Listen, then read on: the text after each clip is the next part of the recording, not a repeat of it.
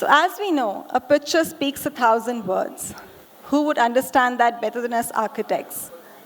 So today, we have with us Mr. Sebastian Zachariah, a well-known architectural photographer and founder of PHX India. Leveraging an innate talent rather than honing an acquired skill, Sebastian Zachariah began his professional journey as a photographer about 20 years ago. He debuted as a freelancer for interior design magazines and quickly progressed to being a specialist working with architects and interior designers across the country. He photographed myriad projects ranging from apartments, bungalows, and farmhouses to offices, retail establishments, airports, and factories. His work has been widely published by interior design magazines, with stories making it to the cover with impressive regularity. Sebastian is also the founding president of the Society of Interior and Architectural Photographers, India. Let's welcome him with a big round of applause. Hello, good evening, everybody.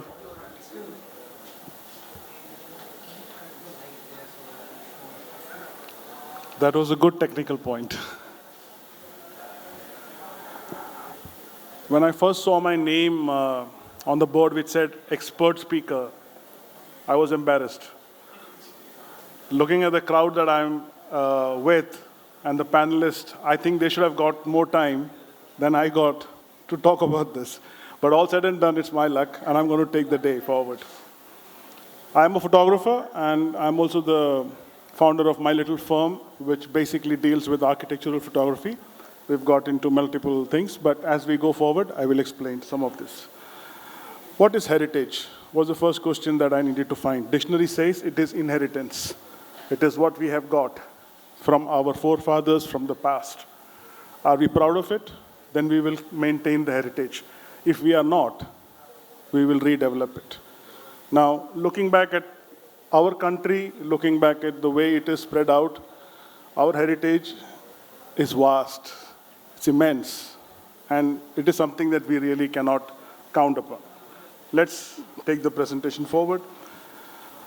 The question was from heritage, moving on from heritage to modern. I like the idea. It is something that every generation should do and will do, irrespective of what others say.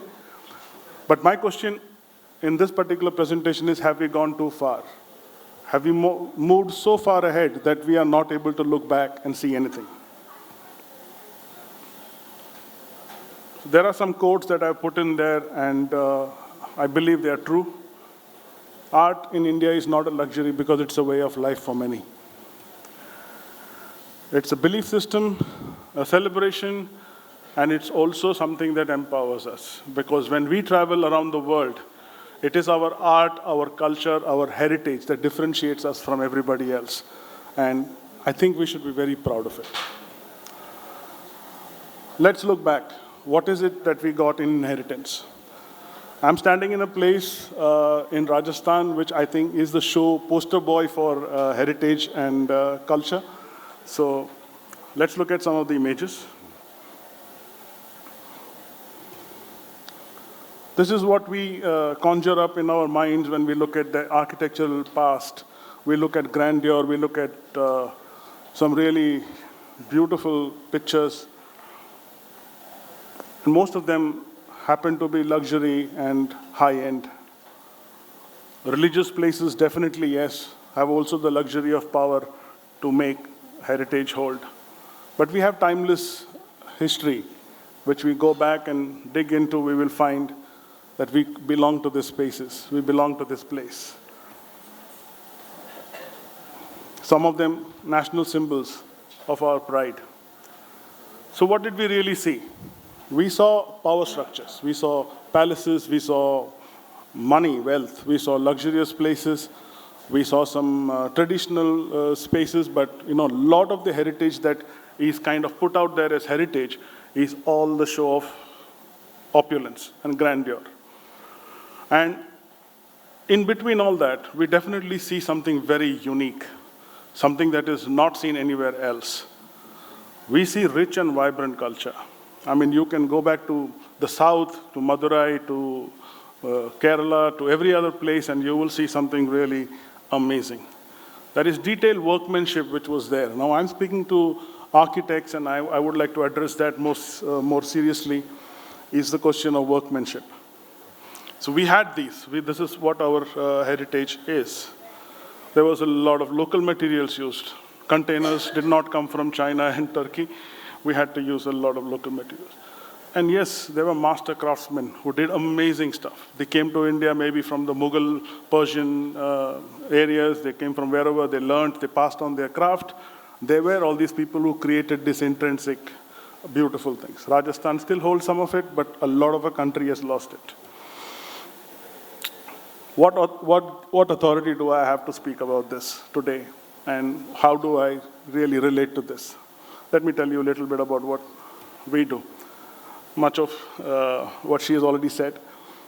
This is a firm that deals with photography, videography. We also do a bit of new age idea called styling, which is missing in our industry. And post-production, it happens to be because all of these things require this work. So there are different brands or different identities under which we operate. Now, all these identities are doing something very interesting. It's a bunch of people. There are 20 people in the team right now. And then average of about 30 to 40 assignments in a month, okay? And we are visiting 21 sites every month. And that's about 250 sites a year. Really is a number to really worry about. So if there is a trend, if there is something that's going on in this country, we tend to notice it. Because as photographers, we not only see, we observe, but we also tend to notice what's the trend going on. We can spot one imported sofa here, and we can spot it in 10 different pictures within the same month. So we know that's doing really well. And this is our 22nd year. So that's a lot of site visits, a lot of pictures taken, and a lot of understanding of what's going on. So let's look at what we shoot lately. These are some of the pictures I put together to just give an idea of what's going on currently.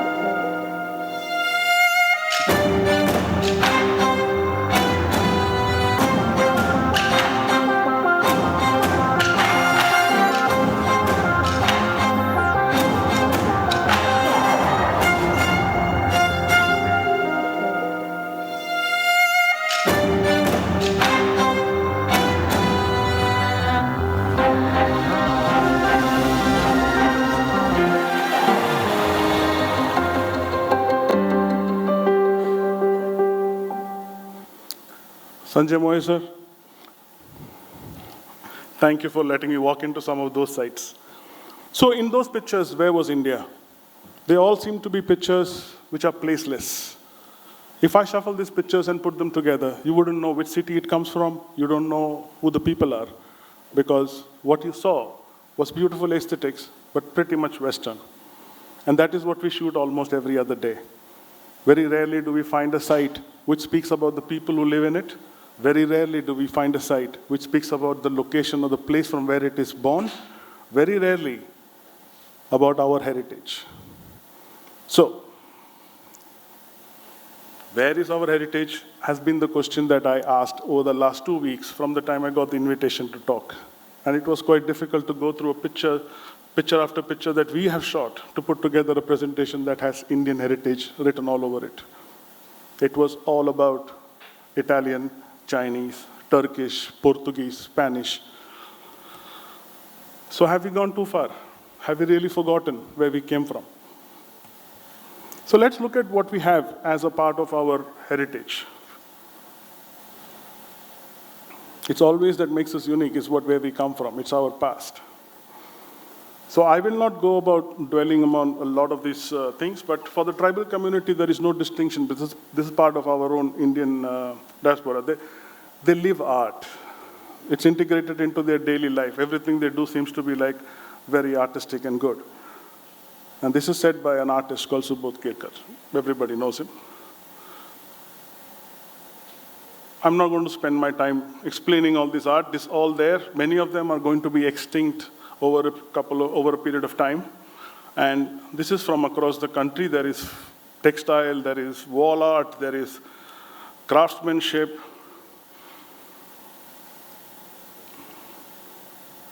The moment we let go of our heritage, we let go of our craftsmen. I heard that somebody speak about that a little while ago. So if you want these things to be alive, somebody needs to take the responsibility of bringing them together and giving them something to do, a source of livelihood. So if all our modern architects or designers are going to look at the West, and we are going to put in an Italian idea or a Spanish influence into our heritage, aren't we taking away the livelihood of our craftsmen? And if we are doing that, many years later, what will be the legacy of this generation of designers? Would this heritage be remembered, or would it be best forgotten because we were emulating the West? So how can we move forward? There are a few things that I thought of, and I think we should all try and make this a part. It could be any type of design. It could be anything. You can incorporate at least one traditional art form. It could be a handle. It could be a window detail. It could be a fabric on the bed. It could be anything. And I've seen this in some of our projects that we shot where, Surat block printed saris were used as curtains, and they looked far superior than some of the lacy sheer curtains that people have purchased at much higher prices. So I think it's a lack of idea or lack of research or lack of interest to look at something which is local, available to us at a better price, that we are not incorporating them into our projects. We have to redefine Indian motifs. So when we have a lotus motif and somebody does a nice simple cutout of it, looks almost origami, but it's still a lotus. It is a modern age lotus. And you put that on. Here's Krishna and Radha on a bicycle. These are ideas that can be modern, that can be new, that can be young. And you could still take it forward because it still holds back to our heritage. No matter which vendor or dealer you buy from, at least add one Indian element. Now, a lot of homes in Gujarat have this jula. This jula becomes a part of our heritage. You have to go to a Gujarati house and there is a jula, there is a swing. And it is such a nice thing. It's quite encouraging to go and see that jula, and I always end up trying to shoot it. And some of them are very modern looking julas, but it's still a jula, and it's there in a household. It represents the family. Soft furnishings is a bigger play because when you do architectural design, I've spoken to some of them, they say it's very difficult to now incorporate Indianness into it. But yes, you can incorporate furnishings which are Indian. You could just get a designer to design something which is, more modern. This is a very modern, almost a brutal structure which has exposed concrete, but adding a few statues. None of the furniture can be Indian, but you still make it a part of our culture and heritage.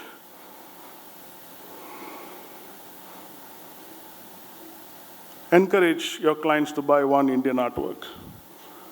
And particularly a traditional one, if you can, you will take it a long way forward. So now this is where we had to talk about modern and how modern and India can connect together. And this is one project that we shot for an architect in Mumbai. And this video was done. If you look at the shell of the house, there is nothing Indian, but it's still a very Indian house. So let's see how that works.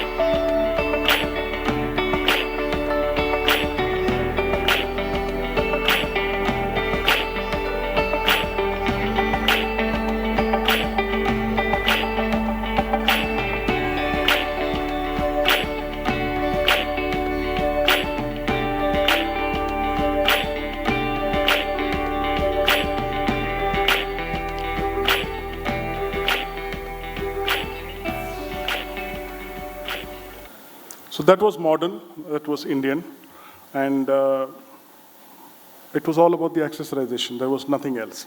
So I think we can still continue a part of our heritage, even if we do not introduce Indian-looking South Indian columns or, intricate, detailed carvings on the wall. We can still make it look Indian. We can still represent a place. We can still talk about a history. So this is one of the points that I mentioned earlier also. So when we look at heritage and we look at the past that has given us this heritage, we are going to become a heritage at some point in time, in the future. So what are we leaving behind? What work are you doing that is going to be worthy of an appreciation in the next generation? When you do things alone, yeah, it's great, your legacy will live on, but when you do small things with what is already your heritage will continue to belong there after you've gone. So the point here is about collectively participating and doing something to maintain our pride and our heritage, vis-a-vis doing something independently alone, which is very great, brilliant, all the best, but a little contribution, bringing your heritage forward would go a long way. And one last thing.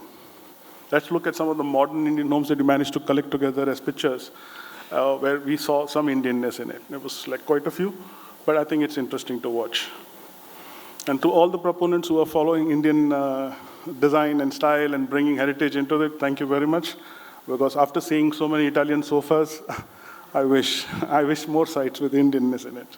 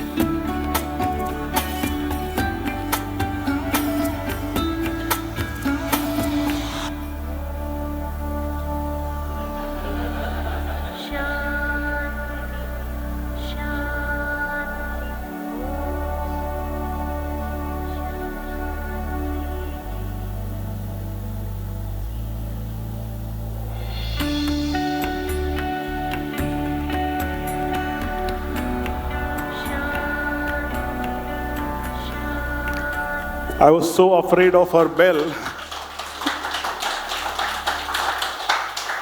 Thank you very much.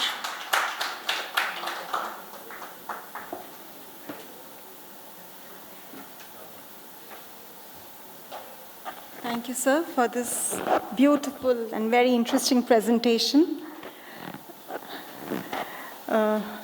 To thank you and present a token of thanks, may I now invite architect Mahendra Sethi on stage, please. Yes. Some things are done better. Definitely.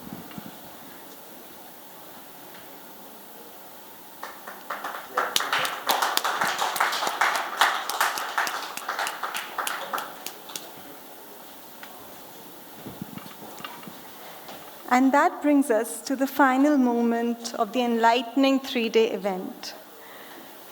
Hope you all had a wonderful time. Please join us for the high tea, followed by valedictory function and gala dinner tonight. See you all. Thank you.